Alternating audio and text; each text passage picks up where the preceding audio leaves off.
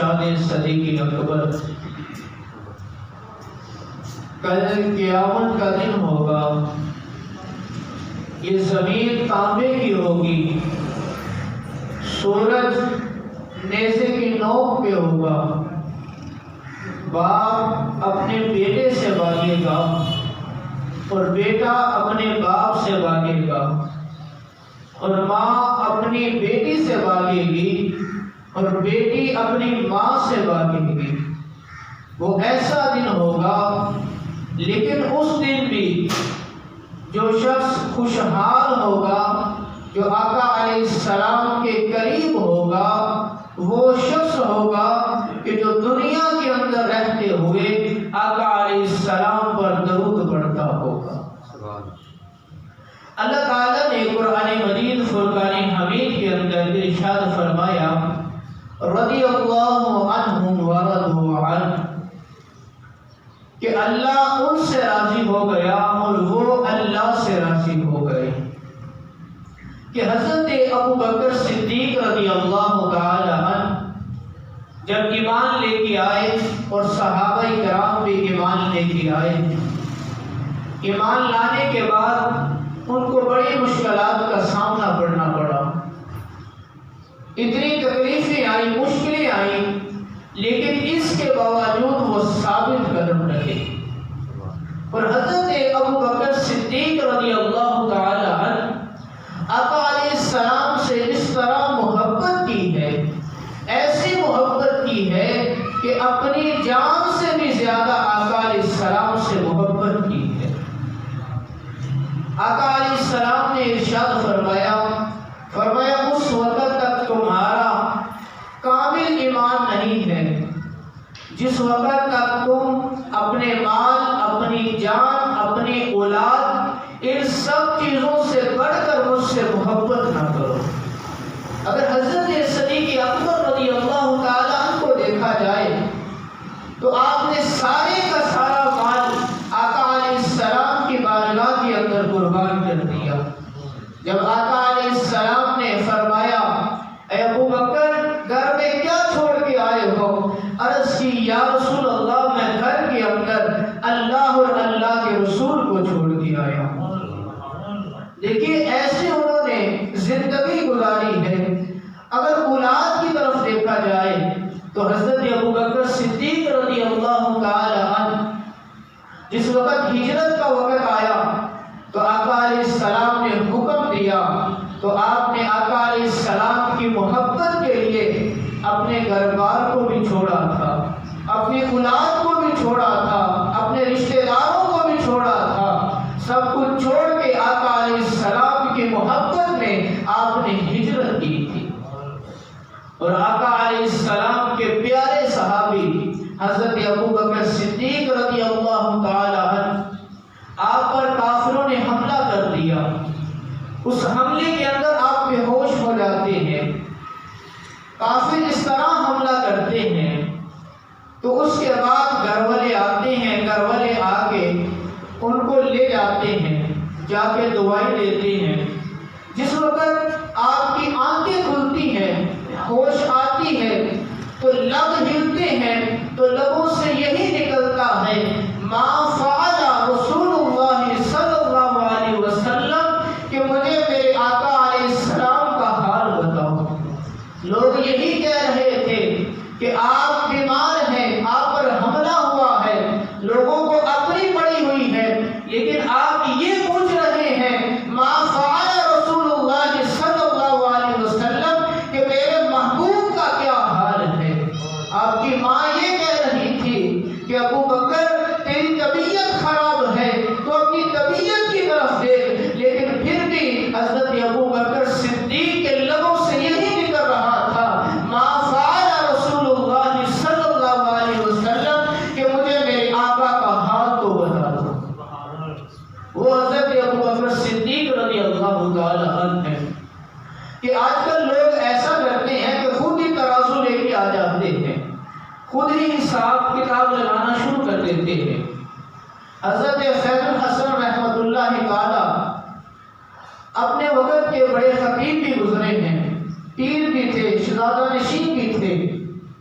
ان کے پاس ایک شخص آتا ہے اور سوال کرتا ہے، حضور میں آپ سے ایک سوال کرنا چاہتا ہوں۔ تو کہا کیا سوال کرنا ہے؟ کہا میرا سوال یہ ہے کہ حضرت فاطمہ الزہرا افضل ہے یا حضرت عائشہ صدیقہ رضی اللہ تعالی عنہا افضل ہے؟ تو شاہ صاحب نے آگے سے کہا کہ یہ دونوں ہی افضل ہیں، لیکن اس کے بعد وہ پھر کہتا ہے، ضد کرنا شروع ہو جاتا ہے کہ مجھے بتائیں ان میں سے افضل کون ہے؟ تو شاہ صاحب نے آگے سے جواب دیا، کہا میں فقط اشارہ دوں گا، اشارے کے اندر سمجھ جانا۔ شاہ صاحب یہی کہہ رہے تھے کہ جو حضرت اما عائشہ صدیقہ رضی اللہ تعالی عنہا ہے وہ آقا علیہ السلام کی زوجہ ہے، اور حضرت فاطمہ الزہرا ہیں وہ حضرت علی المرتضی شیر خدا کی زوجہ ہے۔ فرمایا مجھے یہ تو بتاؤ کہ جو علی کی بیوی ہے وہ نبی کی بیوی سے افضل نہیں ہو سکتی۔ پھر فرمایا میں دوسرا اشارہ دے رہا ہوں کہ جو حضرت ابو بکر صدیق رضی اللہ تعالیٰ عنہ کی بیٹی ہے اور حضرت فاطمہ الزہرا آقا علیہ السلام کی بیٹی ہے، کہ جو حضرت ابو بکر صدیق کی بیٹی ہے وہ نبی کی بیٹی سے افضل نہیں ہو سکتی۔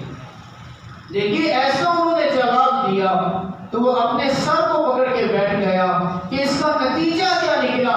انہوں نے کہا کہ نتیجہ نکالنا ہے تو گھر جا کے نکالنا۔ دیکھیے لوگ یہ کرتے ہیں، کبھی کسی صحابی کے پیچھے جاتے ہیں، کبھی کسی صحابی کے پیچھے، کسی صحابی کو مانتے ہیں، کسی صحابی کو نہیں مانتے ہیں، لیکن دیکھا جائے کہ سارے صحابہ کرام، سارے امیر المؤمنین، ہمیں سب کو ماننا چاہیے۔ ہمارا جو عقیدہ ہونا چاہیے وہ سچا اور پکا عقیدہ ہونا چاہیے۔ دیکھیے کہ آقا علیہ السلام جس وقت حضرت علی المرتضی شیر خدا، آپ کے بھائی کا نام عقیل ہے، جس وقت ایمان لے کے آئے تو آقا علیہ السلام ان سے بڑی محبت کیا کرتے تھے، بڑی شفقت کے ساتھ اور محبت کے ساتھ ان سے پیار کیا کرتے تھے۔ تو ان کے دل کے اندر ایک بات بیٹھ جاتی ہے کہ حضرت ابو بکر صدیق رضی اللہ تعالیٰ عنہ ہے، یہ ہر بات کے اندر آگے ہوتے ہیں، کوئی بھی کام ہوتا ہے یہ آقا علیہ السلام کے ساتھ ہوتے ہیں، یہ بڑھ چڑھ کے آگے بڑھتے ہیں۔ ان کے دل کے اندر یہ پیدا ہوا تو وہ جمعے کا دن تھا، حضرت ابو بکر صدیق رضی اللہ تعالیٰ عنہ پہلی صف میں بیٹھے ہوئے تھے۔ جس وقت پہلی صف کے اندر بیٹھے ہوئے تھے تو حضرت عقیل کھڑے ہوتے ہیں اور کہتے ہیں ابو بکر تو سب سے پہلی صف میں بیٹھا ہوا ہے، تجھے ہر کام کے اندر جلدی ہوتی ہے۔ تو آقا علیہ السلام کے پیارے صحابی حضرت ابو بکر صدیق جس وقت یہ جواب سنتے ہیں تو آپ پچھلی صف میں چلے جاتے ہیں۔ جب پچھلی صف کے اندر پھر وہ جواب ملتا ہے آپ پھر پچھلی صف میں جاتے ہیں، یہاں تک کہ 5 یا 6ویں صف کے اندر آپ کھڑے ہوتے ہیں۔ اور یہ سارے کا سارا جو ماجرا ہے یہ حضرت علی المرتضی شیر خدا دیکھ رہے ہوتے ہیں۔ جس وقت جمعہ ختم ہوتا ہے تو آقا علیہ السلام کی بارگاہ کے اندر حضرت علی المرتضی شیر خدا حاضر ہوتے ہیں، عرض کرتے ہیں یا رسول اللہ جمعہ پڑا ہے لیکن یہ ماجرا ہوا ہے۔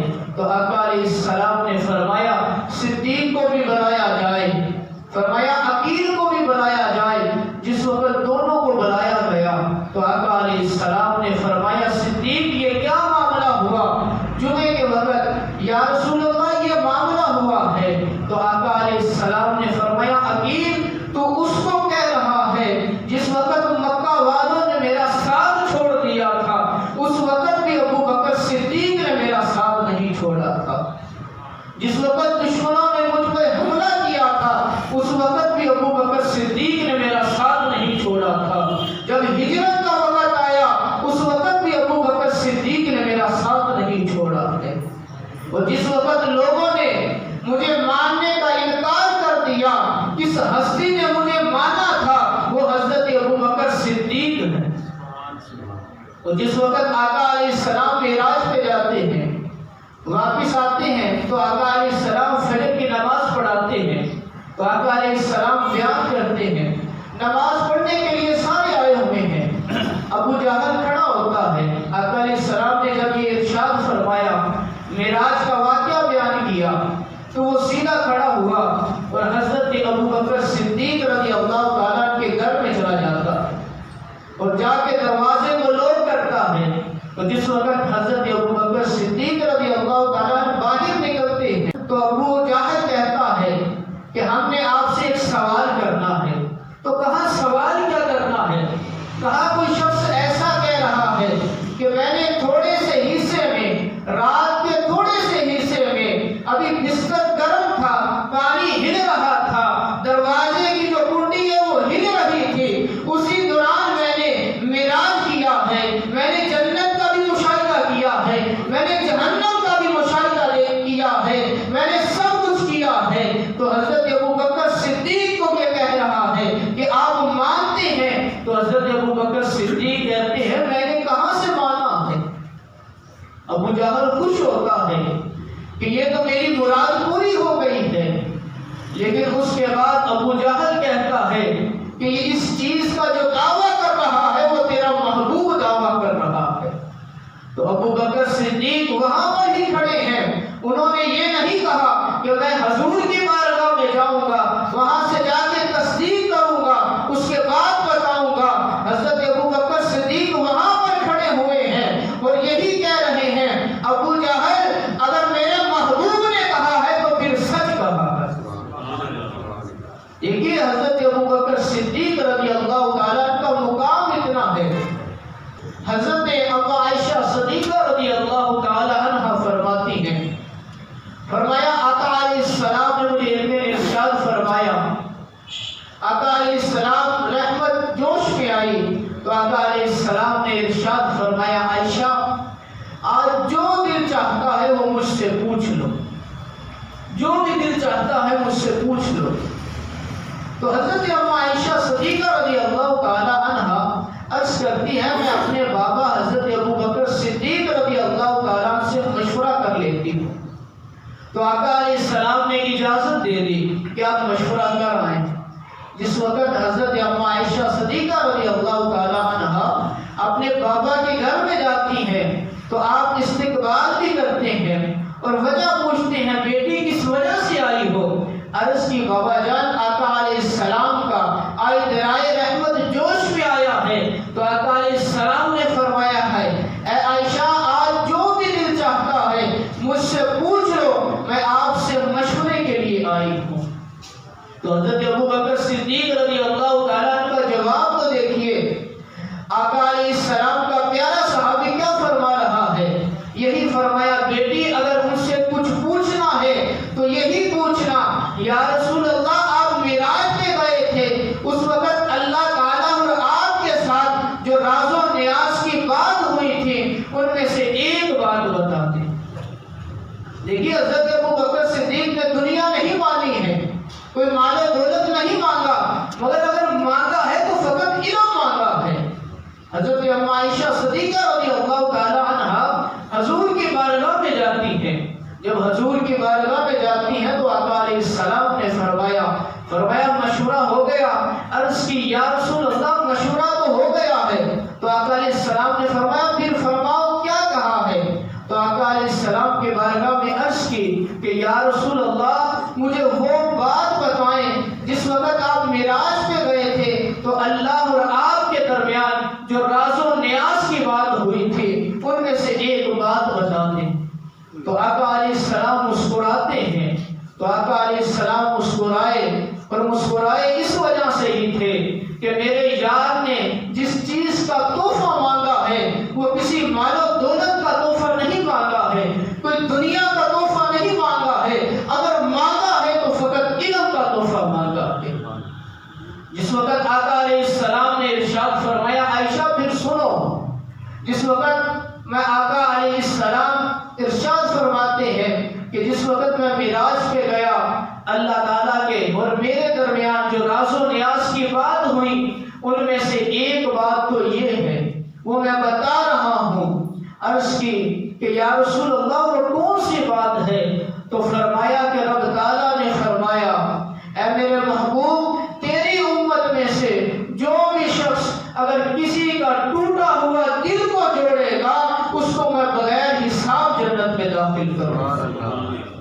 اور جس وقت یہ سنا تو حضرت اما عائشہ صدیقہ رضی اللہ تعالی عنہا اپنے بابا کے پاس جاتی ہیں، ان کو یہ سارا ماجرا بتاتی ہیں، تو آپ کے بابا کی آنکھوں میں آنسو جاری ہو جاتے ہیں۔